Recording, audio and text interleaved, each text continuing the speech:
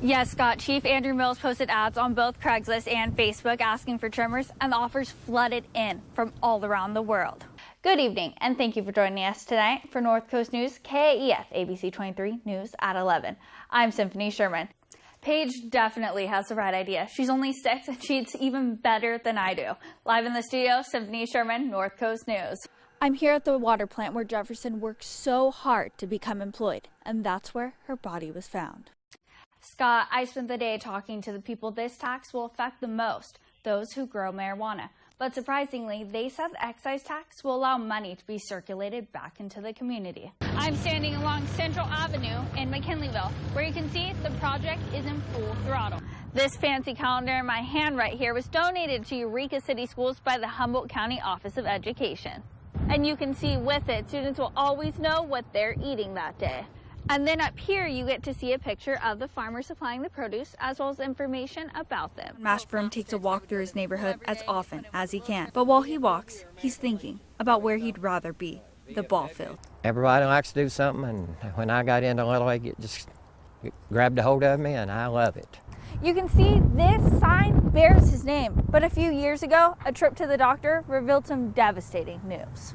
His vision was 2,400 in his right eye and 2,200 in his left eye. Going blind is a serious issue in any time, but I'm a very active person.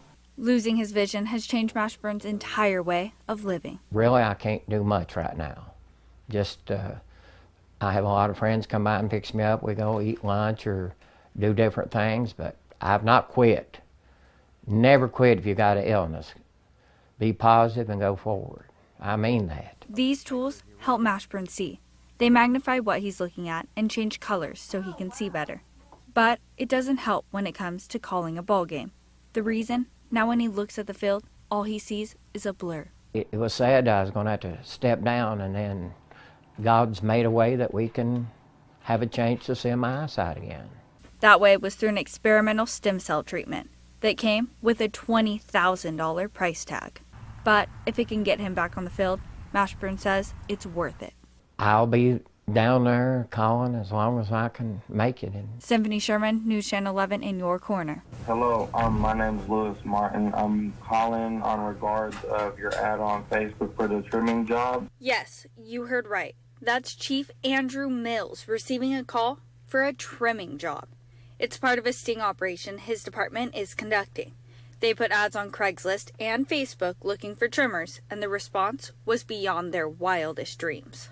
You have 71 new voice messages. He's received dozens of phone calls. I thought I'd get a few people, but when you get hundreds of responses, it just shows you how big the problem is.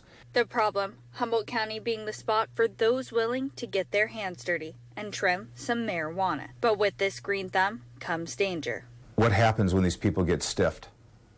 What happens to the victims of sexual assaults up in the hills? What happens to the people who wind up getting murdered? This is a violent county, and this is a violent industry within this county. Mills says that a lot of trimmers don't realize the risk that comes with the marijuana industry, which is evident by these emails filled with people's personal information and even pictures of themselves. Chief Mills making sure to follow up with each inquiry, telling those looking for work the risks that come with it. If we can prevent a few of the people from coming, it's good for us. The message has to get out.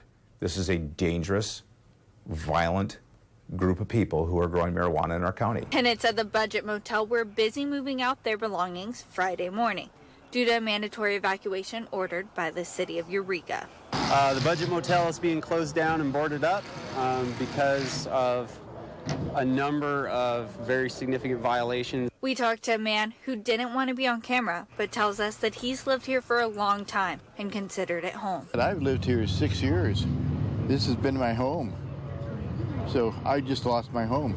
But staff with the city of Eureka says they don't know how anyone could ever consider a place like this home. Many of the rooms have feces over the floor, both human and dog excrement.